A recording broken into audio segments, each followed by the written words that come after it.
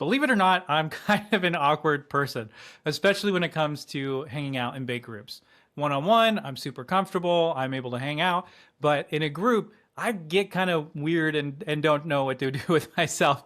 And if you're feeling the same way, I have a tip for you that's going to really help you when you go to in-person events. Welcome to B2B On Air. I'm your host, Joseph Lewin, and in today's episode, I want to share with you a hidden value of running a podcast when you're going to events.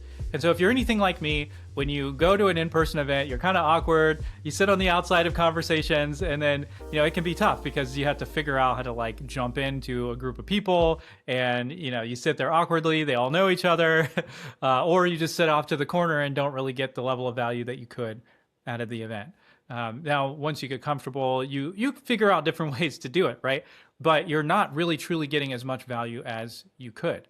Whereas once I started a podcast, something that's started to change.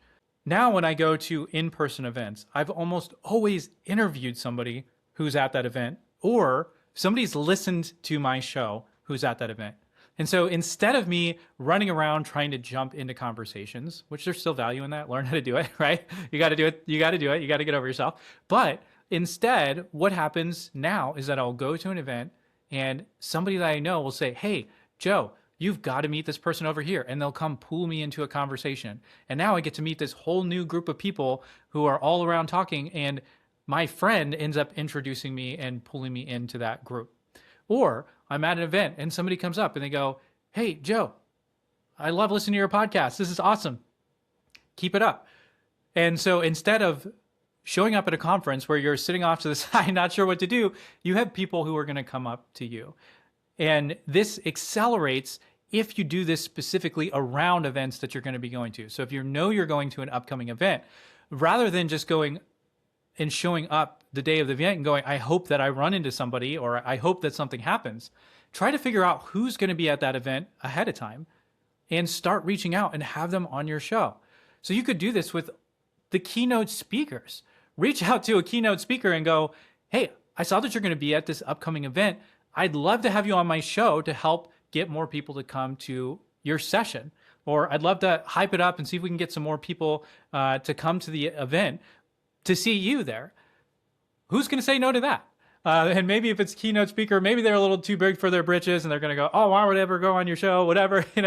You could get that here and there. So then find somebody who's not as well known, who's at a breakout or who's doing a solo session. And better yet, if you can find out who paid to do a session at one of these events that you want to build a relationship with, and talk to them and hype them up and see if you can get them to come on your show.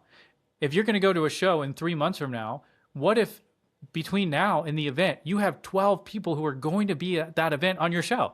What's going to happen? Instead of trying to book meetings while you're at the event, you're able to book meetings or book lunches or get invited to dinners before you ever show up.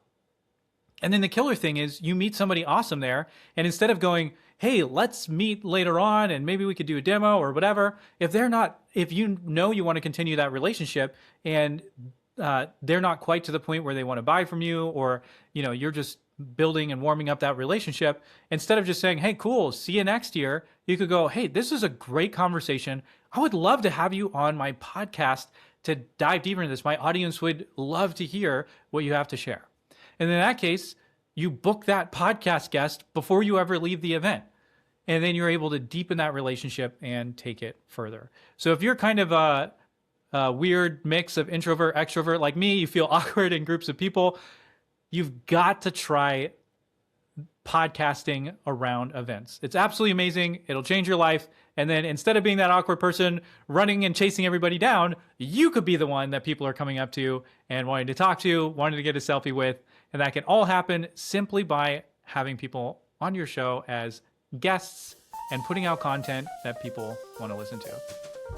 Thanks for tuning in. And with that, we'll see you on the next episode.